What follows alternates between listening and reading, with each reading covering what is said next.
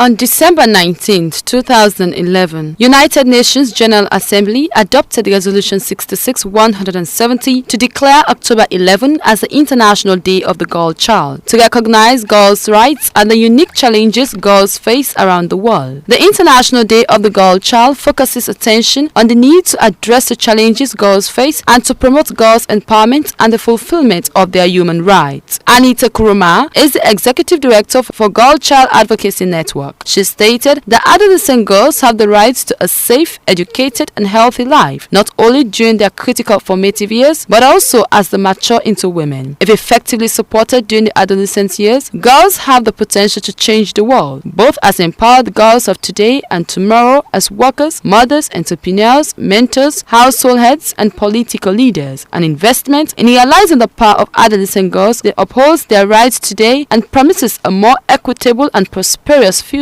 one in which half of humanity is an equal partner in solving the problems of climate change, political conflict, economic growth, disease prevention and global sustainability. This is the 5th year of the celebration, and I know there are a lot of issues in Sierra Leone with regards to the girl child. There are a whole lot of things that we need to look at when it comes to child protection. We look at violation of rights, we look at teen pregnancy, we look at child marriage, we look at even with FGM, the situation about the girl child is really horrible. But nevertheless, one thing for sure I believe, if some of us who are really passionate and genuine about what we're doing for this generation in Sierra Leone, I guess we'll get somewhere someday.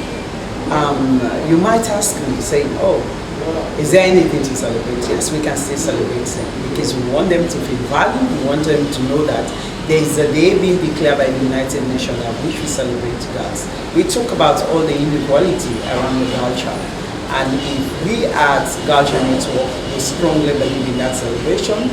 We were one of the voices, even internationally, for the day to be declared. So for me, I guess I know the celebration is worth celebrating. 5 years, it's worth to know that the girl child is important, the girl child needs protection, the girl child needs love even within the family.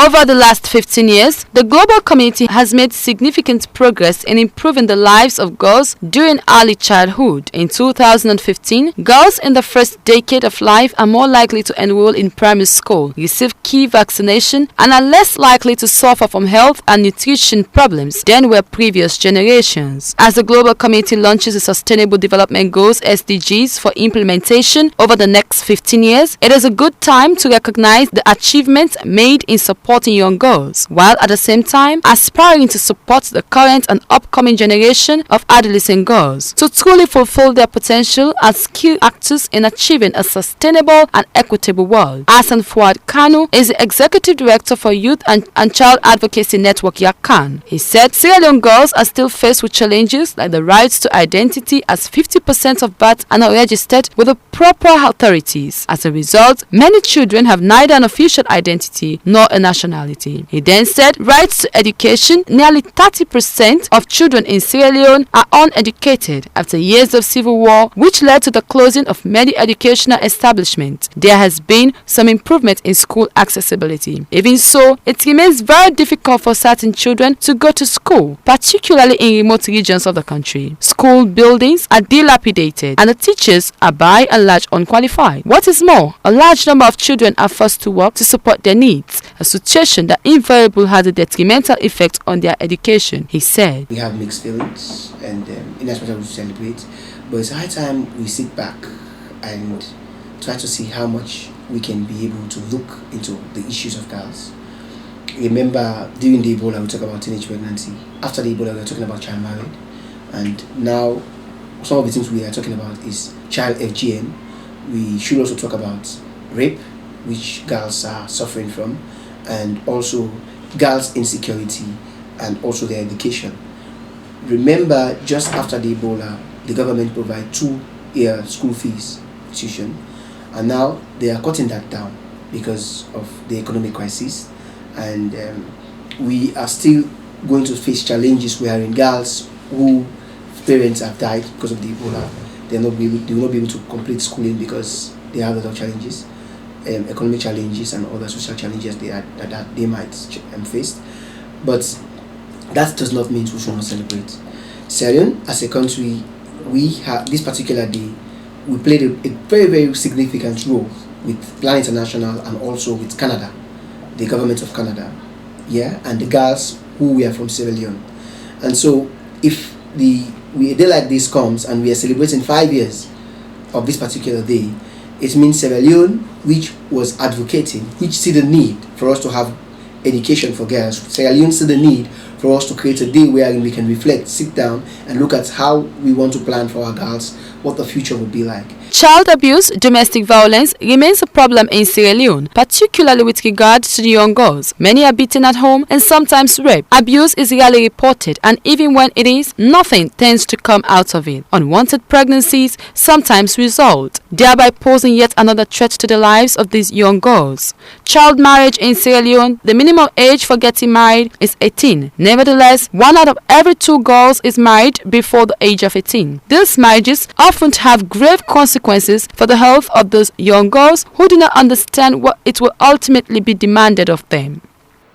Oh, Kadiatu, my friend, she was the brightest at our level, even though she was as innocent as the heaven.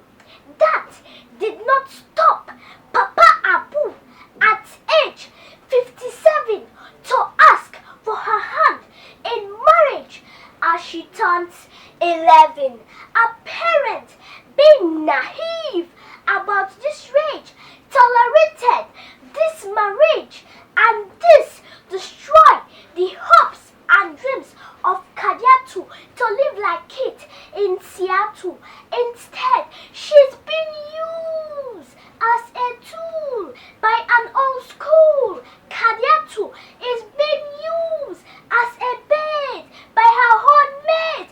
My friend has been emotionally tortured by this old culture.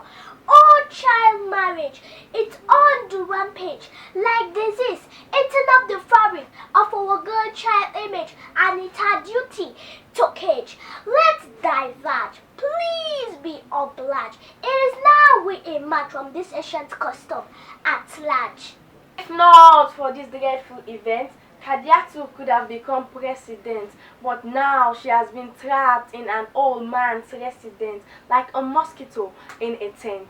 She is vulnerable, but with her age she is still able to become that virtuous woman of substance like Madam Patricia Kaba, Madam Dr. Kadisise, Madam Sianyama Koroma, Madam Dr. Sylvia O'Blyden, Madam My Excellency Ellen Johnson Sirleaf.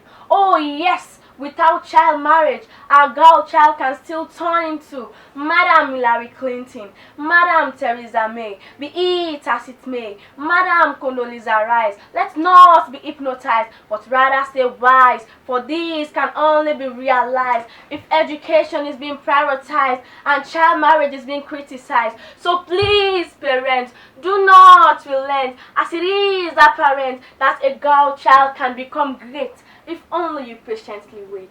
However, there has been insufficient investment in addressing the challenges girls face when they enter the second decade of their lives. This includes obtaining quality secondary and higher education, avoiding child marriage, receiving information and services related to puberty and reproductive health, and protecting themselves against unwanted pregnancies, sexual transmitted diseases, and gender-based violence. For Star News in Freetown, Adamasila reporting.